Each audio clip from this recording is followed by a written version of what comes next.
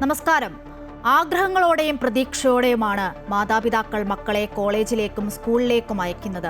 അതിന് വിപരീത ഫലമാണ് തേടിയെത്തുന്നത് എങ്കിൽ അത് തീരാവേദന തന്നെയാണ്. BDS വിദ്യാർത്ഥി നിതിന് എന്തുപറ്റി എന്നതിൽ ദുരൂഹത നീങ്ങുന്നില്ല. നിതിന്റെ മരണവുമായി ബന്ധപ്പെട്ട് സഹപാഠികളുടെ അടക്കം പ്രതികരണം വന്ന ദിവസമാണ് ഇന്ന്. കുറ്റം ആരോപിക്കപ്പെട്ടവർ ഒളിവിലാണ്. കുടുംബത്തിന്റെ ആരോപണം ഗൗരവതരം.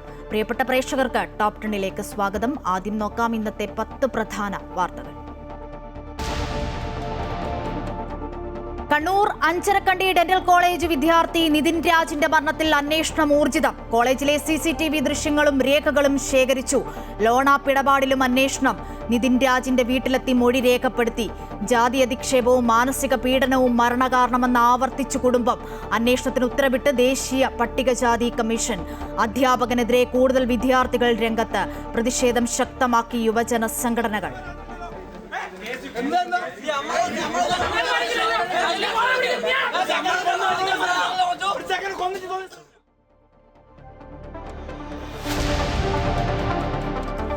വിമർശനങ്ങൾക്കിടെ നിയമസഭാ തിരഞ്ഞെടുപ്പിലെ പോളിംഗ് ശതമാന കണക്കുകളിൽ വ്യക്തത വരുത്തി മുഖ്യ തിരഞ്ഞെടുപ്പ് ഓഫീസർ. തപാൽ വോട്ടുകൾ ഉൾപ്പെടെ പോൾ ചെയ്തത് 79.63%. സർവീസ് വോട്ടുകൾ കൂടി വരുമ്പോൾ അന്തിമ കണക്ക് മാറുമെന്നും നടപടികൾ സുതാര്യമെന്നും തിരഞ്ഞെടുപ്പ് കമ്മീഷൻ.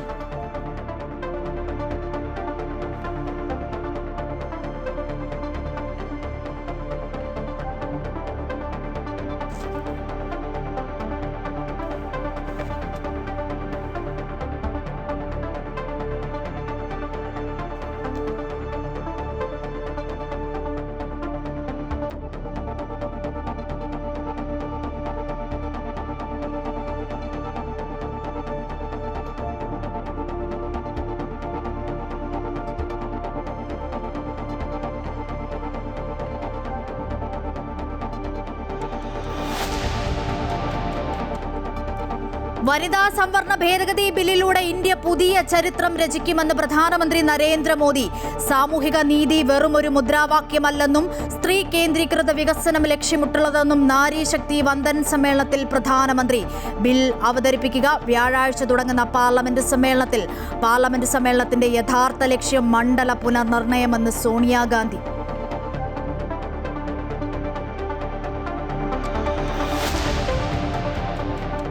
ഹോർമുസ് കടലിടുക്കിലെ അമേരിക്കൻ നാവിക ഉപരോധം പ്രാബല്യത്തിൽ. എല്ലാ കപ്പലുകളും തടയുമെന്ന് അമേരിക്ക. ചെങ്കടലിലെ ബാബൽ മന്ദിബിൽ തിരിച്ചടിയെന്ന് ഇറാൻ. സമാധാന ആഹ്വാനത്തിന് പരിഹസിച്ച അമേരിക്കൻ പ്രസിഡന്റ് ഡൊണാൾഡ് ട്രംപിന് മറുപടിയുമായി മാർപ്പാപ്പ. യുദ്ധത്തിനെതിരെ ശബ്ദമുയർത്തുമെന്നും ട്രംപിനെ പേടിയില്ലെന്നും ലിയോ 14.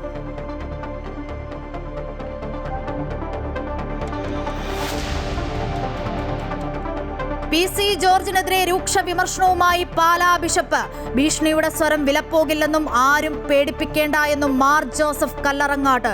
സഭയ്ക്കെതിരെയല്ല ദീപിക പത്രത്തിനെതിരെയാണ് വിമർശനമെന്ന് Shone George. Archbishop Raphael തട്ടിലുമായി ഷോൺ ജോർജ് കൂടിക്കാഴ്ച നടത്തി.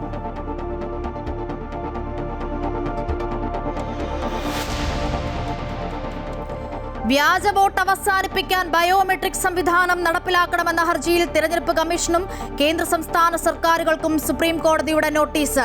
പശ്ചിമ ബംഗാളിൽ SIR-ൽ പേരില്ലാത്തവർക്ക് വോട്ടില്ല. അപ്പീലുകൾ തീർപ്പാക്കാതെ വോട്ട് അനുവദിക്കാനാകില്ലെന്ന് കോടതി. ബംഗാളിൽ ജുഡീഷ്യൽ ഉദ്യോഗസ്ഥരുടെ സുരക്ഷ ഉറപ്പാക്കണമെന്നും സുപ്രീം കോടതി.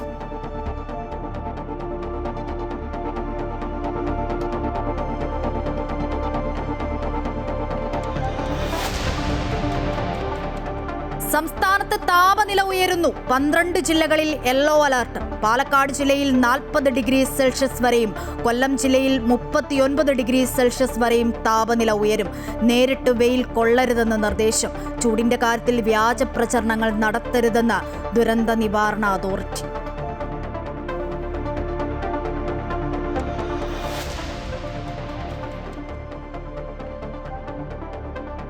IPL-ൽ ഹൈദരാബാദിനെതിരെ രാജസ്ഥാന്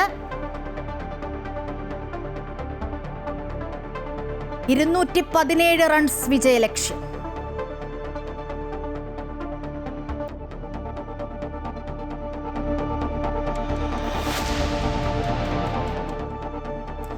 ശബരിമല സ്വർണ്ണ കവർച്ചാ കേസിൽ ദേവസ്വം ബോർഡ് മുൻ അംഗം KP ശങ്കരദാസിന് ജാമ്യം.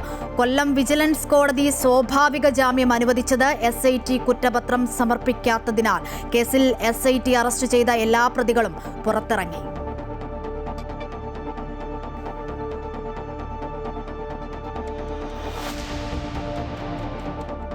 സ്റ്റോറി ഓഫ് ദി ഡേ കാണാം കൂട്ടായ്മയുടെ യാത്രാ വഴികൾ.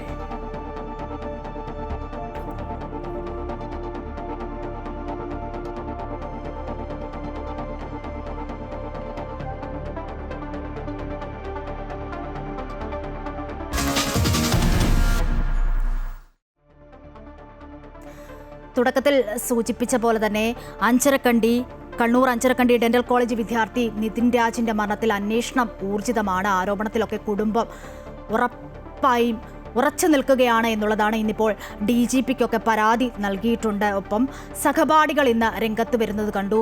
അതായത് വിദ്യാർത്ഥികൾക്കെതിരെ അതിരൂക്ഷ വിമർശനമാണ് കോളേജിന്റെ ഭാഗത്തു നിന്നും ഉണ്ടാകുന്നത്. ജാതി അധിക്ഷേപം അടക്കം മേധാവിയിൽ നിന്നും അടക്കം ഉയരുന്നു എന്ന വാർത്തകൾ ഇന്ന് വരുന്നത് കണ്ടു. അത് അമൃത ന്യൂസ് അടക്കമുള്ള മാധ്യമങ്ങൾ പുറത്തുവിട്ടു. റിപ്പോർട്ടിലേക്ക്. നിതിൻ രാജിന്റെ കുടുംബം ഉന്നയിച്ച ജാതി അധിക്ഷേപത്തിന്റെ പേരിൽ അധ്യാപകരായ ഡോക്ടർ MK റാം, ഡോക്ടർ സംഗീത എന്നിവർക്കെതിരെ ആത്മഹത്യാ പ്രേരണ കുറ്റം, പട്ടികജാതി അതിക്രമ നിരോധന നിയമപ്രകാരമുള്ള വകുപ്പുകൾ എന്നിവ ചുമത്തിയാണ് പ്രത്യേക സംഘം അന്വേഷണം നടത്തുന്നത്. ആത്മഹത്യയ്ക്ക് തൊട്ടുമുമ്പ് നിതിൻ പ്രിൻസിപ്പലിന്റെ മുറിയിൽ നിന്ന് ഇറങ്ങിപ്പോകുന്നതിന്റെ ദൃശ്യങ്ങൾ പോലീസിന് ലഭിച്ചു. ജാതി അധിക്ഷേപത്തിന്റെ വിശദാംശങ്ങളും പോലീസ് തേടുന്നുണ്ട്.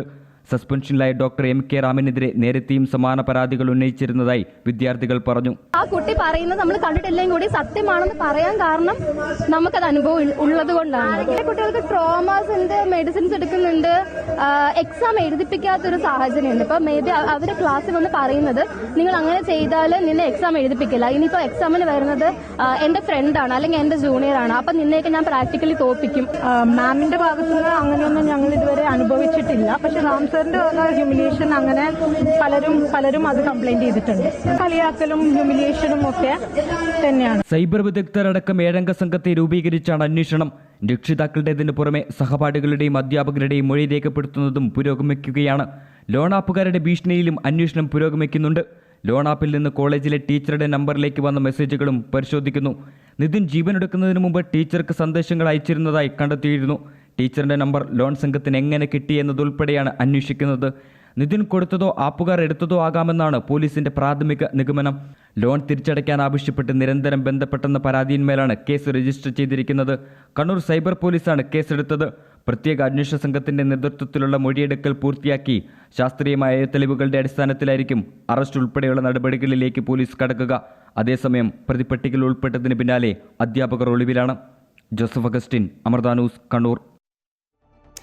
ഈ റിപ്പോർട്ടിൽ സൂചിപ്പിച്ച പോലെ തന്നെ വകുപ്പ് മേധാവി AK റാമിനെതിരെ വലിയ തരത്തിലുള്ള ആരോപണമാണ് സഹപാഠികൾ അടക്കം ഉന്നയിക്കുന്നത് എന്നുള്ളതാണ്. കുടുംബവും ആരോപണത്തിലൊക്കെ ഉറച്ചു നിൽക്കുന്നുണ്ട്. ഈ ഗുരുതരമായ സാമ്പത്തിക ആരോപണമൊക്കെ വരുന്നുണ്ട്. അതൊക്കെ പൊള്ളയായ കാര്യങ്ങളാണെന്നാണ് കുടുംബവും പറയുന്നത്. DGPയെ കണ്ടിട്ടുണ്ട്. മുഖ്യമന്ത്രിയെ കാണണമെന്ന ആവശ്യം കുടുംബം ഇതിനോടകം തന്നെ ഉയർത്തിക്കഴിഞ്ഞിട്ടുണ്ട്.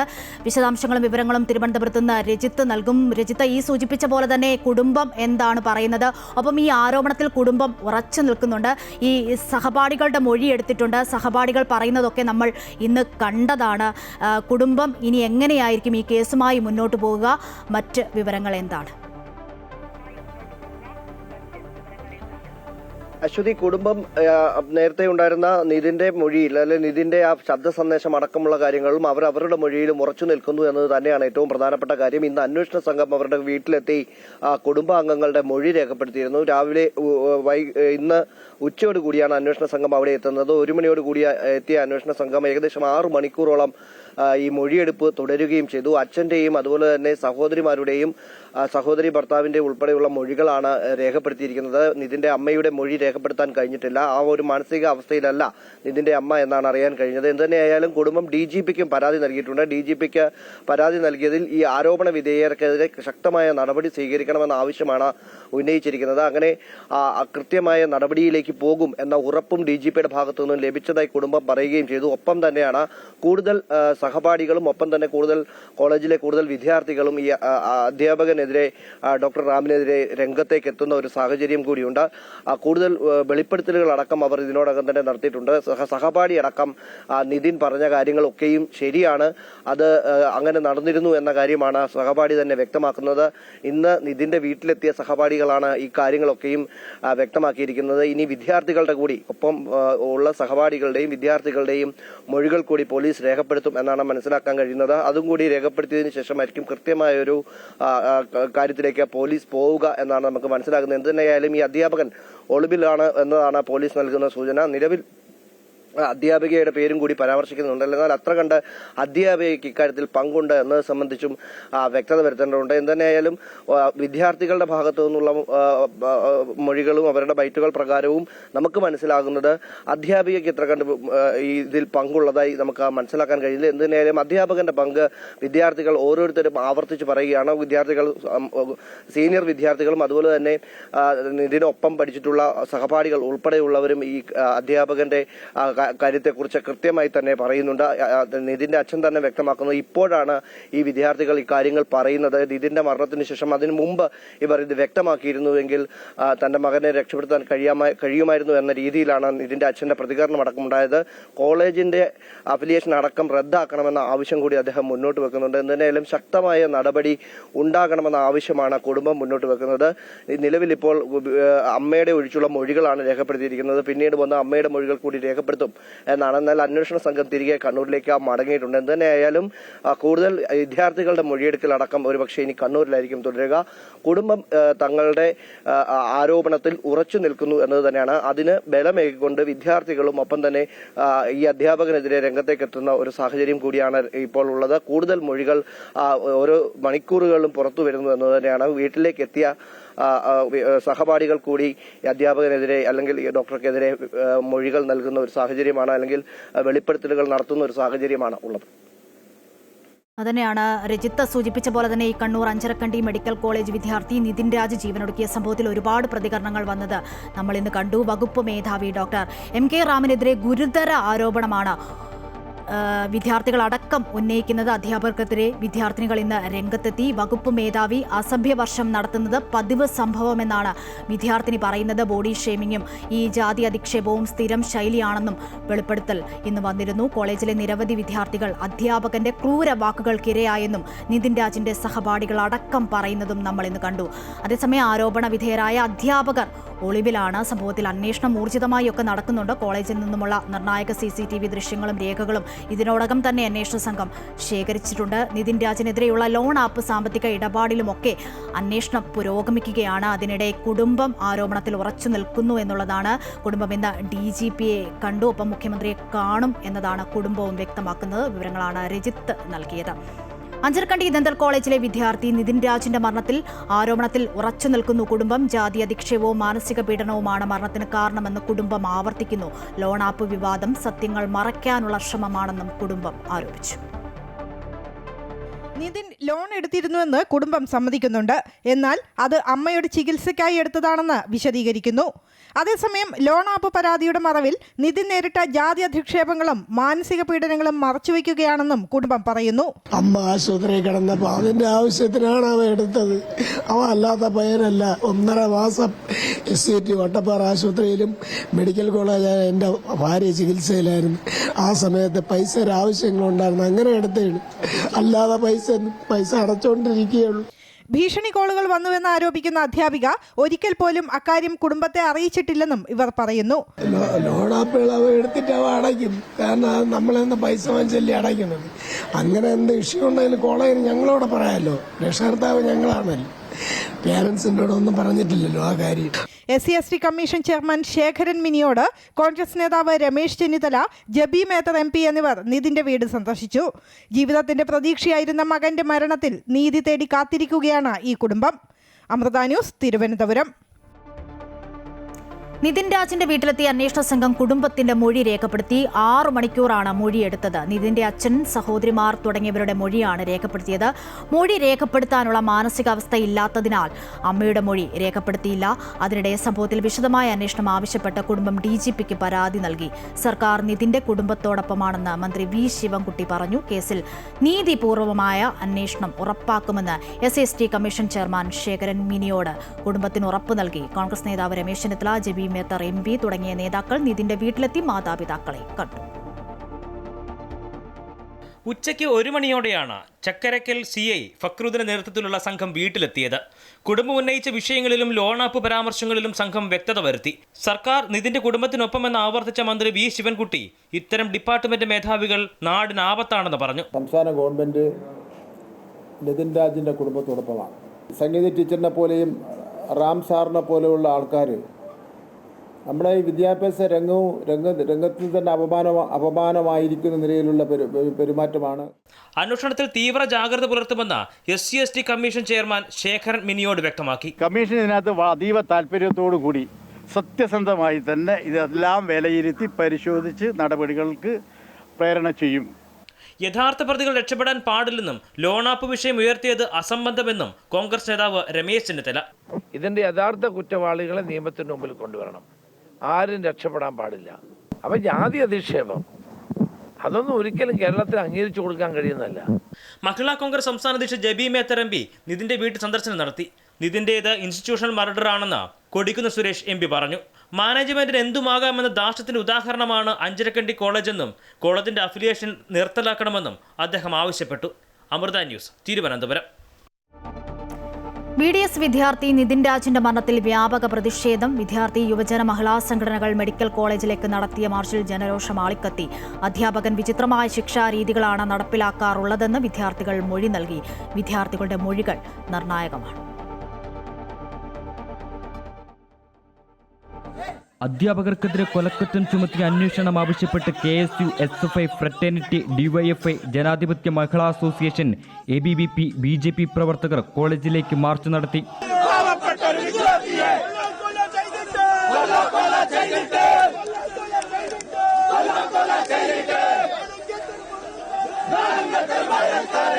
പോലീസ് വലയം ഭേദിച്ച് കോളേജിനകത്തേക്ക് തള്ളിക്കയറാൻ ശ്രമിച്ച പ്രവർത്തകരെ ബലം പ്രയോഗിച്ചാണ് പോലീസ് തടഞ്ഞത്. പിന്നീട് പ്രതിഷേധക്കാരെ അറസ്റ്റ് ചെയ്തു നീക്കി.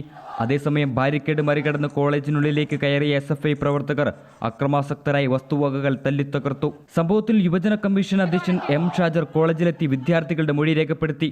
കേട്ടുകേൾവി പോലുമില്ലാത്ത കാര്യങ്ങളാണ് കോളേജിൽ നടന്നിരുന്നതെന്ന് മൊഴി രേഖപ്പെടുത്തിയ ശേഷം യുവജന കമ്മീഷൻ അധ്യക്ഷൻ M ഷാജർ പറഞ്ഞു. ഈ അധ്യാപകൻ ഇതിനു മുന്നേ തന്നെ സസ്പെൻഡ് ചെയ്യപ്പെട്ട ഒരാളാണ്. അത് വിദ്യാർത്ഥികളെ വൈറ്റ് ടീ, ബ്ലാക്ക് ടീ, കറുത്തവര്, വെളുത്തവര് എന്നൊക്കെയാണ് വിളിക്കുക. White cockroach, black cockroach, fatty, അല്പം മെലിഞ്ഞ കുട്ടിയെ നോക്കി ക്യാൻസർ പേഷ്യന്റ് എന്ന് പറഞ്ഞാൽ അവരൊരു ബോഡി ഷേമിംഗ് നടത്തുന്ന ഒരു രീതി ഈ അധ്യാപനം സംബന്ധിച്ചുണ്ട്. അപ്പോൾ ഇതിനു മുന്നേ ഇയാളെ സസ്പെൻഡ് ചെയ്യപ്പെട്ട ആളാണ്. കോളേജിലെ നിരവധി വിദ്യാർത്ഥികൾ അധ്യാപകന്റെ ക്രൂരതയ്ക്കിരയായെന്ന് നിതിൻ രാജിന്റെ സഹപാഠികൾ അമൃത ന്യൂസിനോട് പറഞ്ഞു. ഞാൻ നേരിട്ട് കണ്ടിട്ടുണ്ട്. പുള്ളിക്കാരൻ ക്ലാസ്സിൽ വന്നിട്ട് black tea, white tea, cockroach എന്നൊക്കെ വിളിക്കാറുണ്ട്. സ്റ്റുഡൻസിന്റെ റിലിജൻ ചോദിക്കാറുണ്ട്. പക്ഷെ കാസ്റ്റേഴ്സായിട്ട് അങ്ങനെയല്ല. കുറ്റമറ്റ അന്വേഷണം നടത്തുമെന്നും കുറ്റക്കാർക്കെതിരെ കർശന നടപടി സ്വീകരിക്കുമെന്ന കോളേജ് അധികൃതരുടെ ഉറപ്പിന്മേലാണ് സംഘർഷത്തിന് അയവ് വന്നത്. Joseph Augustine, Amrita news, Kannur.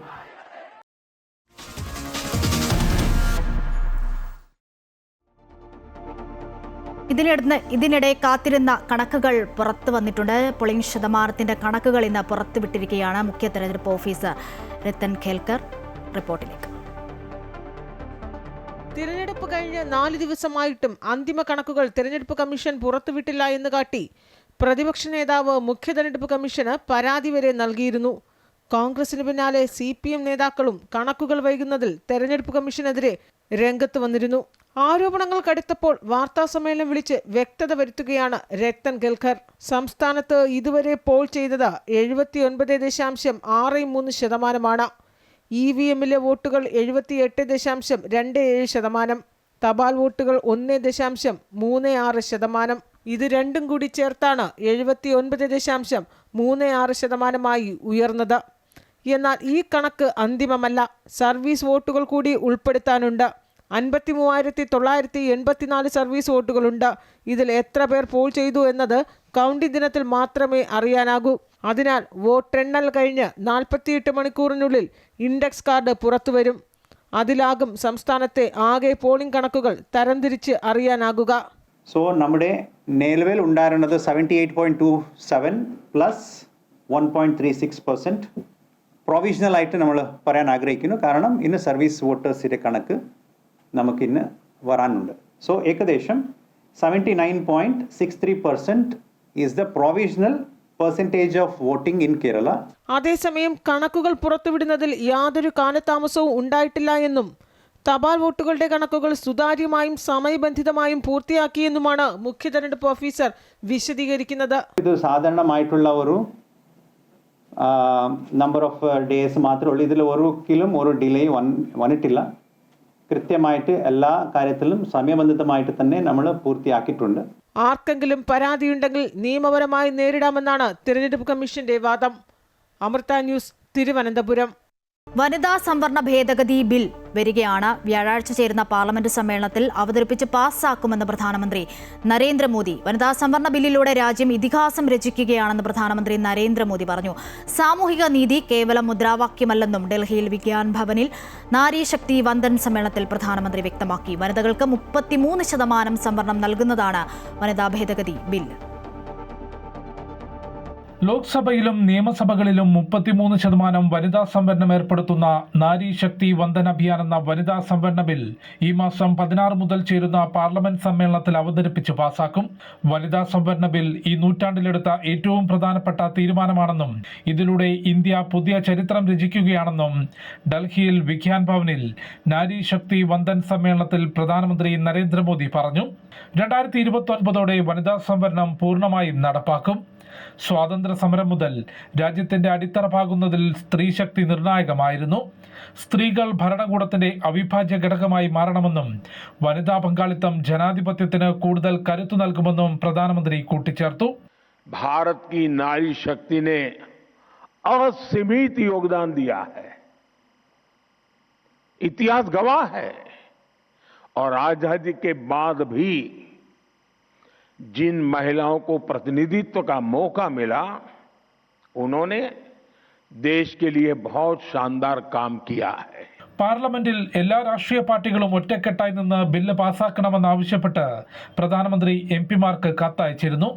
2011 census അനുസരിച്ച് മണ്ഡല പുനർനിർണയം നടത്തി വനിതാ സംവരണം നടപ്പാക്കാനാണ് തീരുമാനം.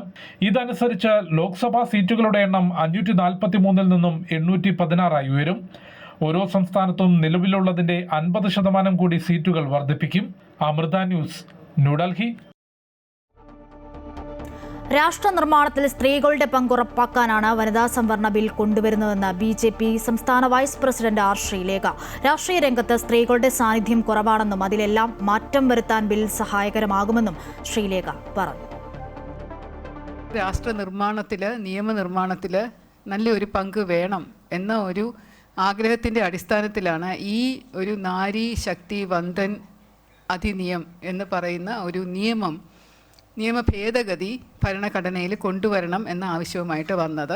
രാഷ്ട്രീയ രംഗം നോക്കിക്കഴിഞ്ഞാൽ പോലും സ്ത്രീകൾക്ക് ഒരു ടിക്കറ്റ് കിട്ടുന്നതും ഇലക്ഷനിൽ നിൽക്കുന്നതുമൊക്കെ വളരെ അപൂർവമായിട്ടുണ്ടായിരുന്നു.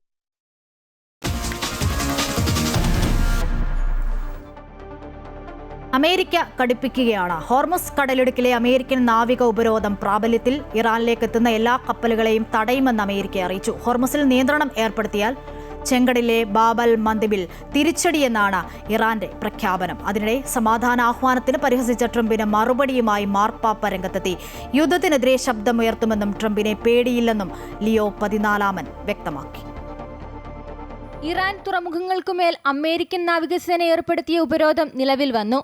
ഇറാന്റെ തുറമുഖങ്ങളിലേക്കും തീരപ്രദേശങ്ങളിലേക്കും എത്തുന്നതും അവിടെ നിന്ന് പുറപ്പെടുന്നതുമായ എല്ലാ കപ്പലുകളെയും തടയുമെന്ന് അമേരിക്ക അറിയിച്ചു. ഇറാനിയൻ കപ്പലുകളെ തകർക്കുമെന്നും അമേരിക്ക വ്യക്തമാക്കി. പാകിസ്ഥാനിൽ നടന്ന സമാധാന ചർച്ചകൾ പരാജയപ്പെട്ടതിന് പിന്നാലെയാണ് ഇറാനെ സാമ്പത്തികമായി തളർത്തുക എന്ന ലക്ഷ്യവുമായി ട്രംപ് ഭരണകൂടം ഈ കടുത്ത നീക്കത്തിലേക്ക് കടന്നത്. അമേരിക്കയുടെ ഈ നീക്കത്തിനെതിരെ മുന്നറിയിപ്പുമായി ഇറാൻ സൈന്യവും റവല്യൂഷണറി ഗാർഡും രംഗത്തെത്തി. തങ്ങളുടെ തുറമുഖങ്ങൾ ഭീഷണി നേരിട്ടാൽ പേർഷ്യൻ ഗൾഫിലെയും ഒമാൻ കടലിലെയും ഒരു തുറമുഖവും സുരക്ഷിതമായിരിക്കില്ലെന്ന് ഇറാൻ പ്രഖ്യാപിച്ചു. ഹോർമൂസിൽ നിയന്ത്രണം ഏർപ്പെടുത്തിയാൽ ചെങ്കടലിലെ ബാബ് അൽ മന്ദബ് ലക്ഷ്യമിട്ട് തിരിച്ചടി നൽകുമെന്നും ഇറാൻ അറിയിച്ചു. ബാബ് അൽ മന്ദബ് കടലിടുക്ക് അടയ്ക്കുമെന്ന് ഇറാൻ നേരത്തെയും മുന്നറിയിപ്പ് നൽകിയിട്ടുണ്ട്. മേഖലയിലെ കപ്പൽ ഗതാഗതത്തിന് ഭീഷണിയാകുന്ന ഈ നിലപാട് രാജ്യാന്തര തലത്തിൽ വലിയ ആശങ്കയ്ക്ക് കാരണമായിട്ടുണ്ട്. പ്രതിദിനം 135ഓളം കപ്പലുകൾ കടന്നുപോയിരുന്ന ഹോർമൂസ് കടലിടുക്കിൽ ഇപ്പോൾ ഗതാഗതം കുറഞ്ഞിരിക്കുകയാണ്. ഉപരോധ വാർത്ത പുറത്തു വന്നതോടെ ആഗോള എണ്ണ വിപണിയിൽ വൻ വിലക്കയറ്റമാണ് ദൃശ്യമാകുന്നത്. അസംസ്കൃത എണ്ണ വില കുത്തനെ ഉയർന്ന് ബാരലിന് $100 മുകളിലെത്തി. യുദ്ധത്തിൽ തകർന്നടിഞ്ഞ തങ്ങളുടെ സമ്പദ് വ്യവസ്ഥയും ആസ്തികൾക്കും നഷ്ടപരിഹാരം വേണമെന്ന ഇറാന്റെ ആവശ്യങ്ങൾ അമേരിക്ക തള്ളിയതാണ് ചർച്ചകൾ പരാജയപ്പെടാൻ കാരണം. അതിനിടെ ട്രംപിന് മറുപടിയുമായി ലിയോ 14 മാർപ്പാപ്പ രംഗത്ത് വന്നു. ട്രംപ് ഭരണകൂടത്തെ പേടിയില്ലെന്നും താൻ രാഷ്ട്രീയക്കാരനല്ലെന്നും ട്രംപുമായി തർക്കത്തിനില്ലെന്നും മാർപ്പാപ്പ പറഞ്ഞു. സമാധാനമാണ് വേണ്ടതെന്നും യുദ്ധങ്ങൾ അവസാനിക്കണമെന്നും മാർപ്പാപ്പ ആവശ്യപ്പെട്ടു. യുദ്ധത്തിനെതിരെ ഇനിയും ശബ്ദമുയർത്തും. സമാധാനമുണ്ടാക്കുന്നവർ ഭാഗ്യവാന്മാർ എന്നും ലിയോ 14 മാർപ്പാപ്പ പറഞ്ഞു. എന്തായാലും ഏപ്രിൽ 22 വെടിനിർത്തൽ കാലാവധി അവസാനിക്കാനിരിക്കെ മേഖലയിൽ പൂർണ്ണതോതിലുള്ള യുദ്ധമുണ്ടാകുമോ എന്ന ഭീതിയിലാണ് ലോകരാജ്യങ്ങൾ. News desk Amrita news. ആഭ്യന്തര LPG വിതരണം സാധാരണ നിലയിലാണെന്ന് കേന്ദ്ര പെട്രോളിയം മന്ത്രാലയം. അന്താരാഷ്ട്ര തലത്തിൽ പ്രതിസന്ധി നിലവിൽ ഇന്ത്യയെ ബാധിച്ചിട്ടില്ലെന്നും കേന്ദ്ര സർക്കാർ വ്യക്തമാക്കുന്നു.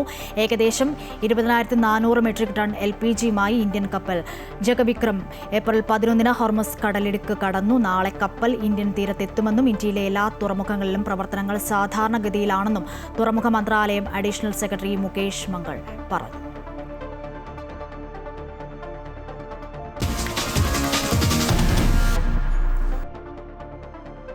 സഭാ നേതൃത്വങ്ങൾക്കെതിരെ വിമർശനമുന്നയിച്ച PC ജോർജിനും ഷോൺ ജോർജിനും പരോക്ഷ മറുപടിയുമായി പാലാ ബിഷപ്പ് ഭീഷണിയുടെ സ്വരം വിലപോകില്ലെന്നും ആരും നമ്മളെ പേടിപ്പിക്കേണ്ടതില്ല എന്നും മാർ ജോസഫ് കല്ലറങ്ങാട്ട് പറഞ്ഞു. അതേസമയം ഷോൺ ജോർജ് സിറോ മലബാർ സഭ ആസ്ഥാനത്തെത്തി മേജർ ആർച്ച് ബിഷപ്പ് റാഫേൽ തട്ടിലുമായി കൂടിക്കാഴ്ച നടത്തി.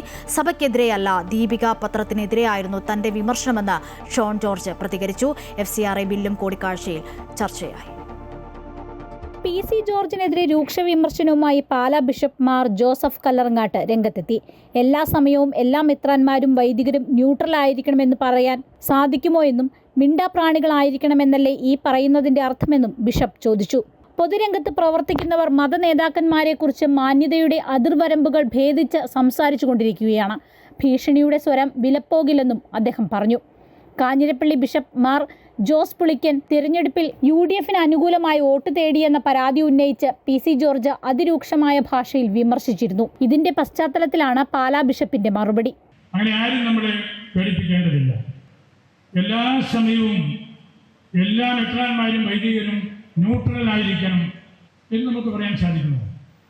മിണ്ടാപ്രാണികളായിരിക്കണം എന്നാണ് പറയുന്നതിൻ്റെ അർത്ഥം. അത് നടപ്പിലാക്കാൻ ആരും ചിന്തിക്കുകയും ചെയ്യരുത്.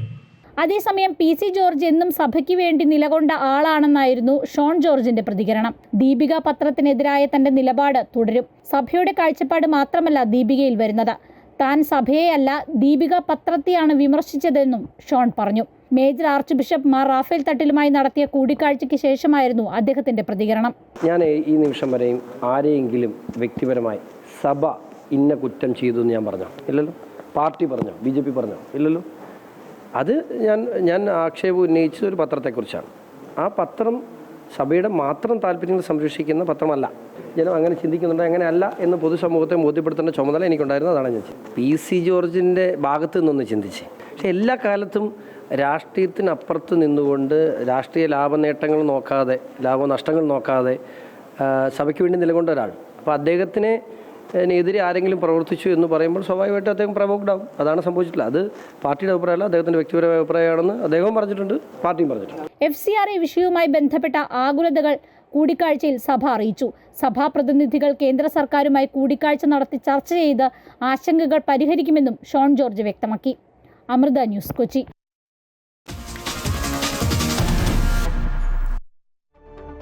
വ്യാജ വോട്ട് അവസാനിപ്പിക്കാൻ ബയോമെട്രിക് സംവിധാനം നടപ്പിലാക്കണമെന്നാവശ്യപ്പെട്ടുള്ള ഹർജിയിൽ തെരഞ്ഞെടുപ്പ് കമ്മീഷനും കേന്ദ്ര സംസ്ഥാന സർക്കാരുകൾക്കും സുപ്രീംകോടതി നോട്ടീസ് അയച്ചു. വോട്ടെടുപ്പിലെ ആൾമാറാട്ടം തടയുന്നതിനായി പോളിംഗ് സ്റ്റേഷനുകളിൽ വിരലടയാളവും ഐറിസും ഉൾപ്പെടെ ബയോമെട്രിക് തിരിച്ചറിയൽ സംവിധാനം നടപ്പിലാക്കാൻ നിർദ്ദേശിക്കണമെന്നാണ് ഹർജിയിലെ ആവശ്യം. പൊതു താൽപര്യ ഹർജി പരിഗണിച്ച സുപ്രീംകോടതി വിഷയത്തിൽ കേന്ദ്ര സംസ്ഥാന സർക്കാരുകളുടെയും തെരഞ്ഞെടുപ്പ് കമ്മീഷന്റെയും നിലപാട് അറിയിക്കാൻ ആവശ്യപ്പെട്ടാണ് നോട്ടീസ് നൽകിയത്. പശ്ചിമബംഗാളിലെ SIR കേസിലെ ഹർജിയിൽ പരിഗണിക്കവേ സുപ്രീം കോടതിയിൽ നിന്നും നിർണായക നിരീക്ഷണങ്ങൾ. തിരഞ്ഞെടുപ്പ് പ്രക്രിയകൾ തടയുക എന്നതല്ല കോടതികളുടെ ധർമ്മമെന്ന് കോടതി വ്യക്തമാക്കുന്നു. ഒരു മണ്ഡലത്തിലെ വോട്ടർ പട്ടികയിൽ നിന്നും ഒഴിവാക്കപ്പെട്ടവരുടെ എണ്ണത്തേക്കാൾ കുറവാണ് ഭൂരിപക്ഷമെങ്കിൽ മാത്രമേ ഫലത്തിൽ ഇടപെടൂ എന്ന് സുപ്രീം കോടതി വ്യക്തമാക്കി. വോട്ടർമാരെ കൂട്ടത്തോടെ ഒഴിവാക്കുന്ന സാഹചര്യമുണ്ടെങ്കിൽ മാത്രമേ കോടതിയുടെ ഇടപെടൽ അത്യാവശ്യമായി വരുന്നുള്ളൂവെന്നും കോടതി കൂട്ടിച്ചേർത്തു. 2 ഭരണഘടനാ സ്ഥാപനങ്ങൾക്കിടയിൽ വോട്ടർമാർ ഞെരുങ്ങുന്ന അവസ്ഥയാണ് നിലവിൽ ഉള്ളതെന്നും കോടതി നിരീക്ഷിച്ചു. വോട്ടർ പട്ടികയുമായി ബന്ധപ്പെട്ട് പരാതിയുള്ളവർ അപ്പലേറ്റ് അതോറിറ്റിയെ സമീപിക്കാനും കോടതി നിർദ്ദേശിച്ചു. വോട്ടവകാശം ഉറപ്പാക്കുന്നതിനൊപ്പം തന്നെ തിരഞ്ഞെടുപ്പ് നടപടിക്രമങ്ങൾ സുഗമമായി നടക്കുന്നുണ്ടെന്ന് ഉറപ്പുവരുത്തേണ്ടതുണ്ടെന്നും കോടതി വ്യക്തമാക്കി.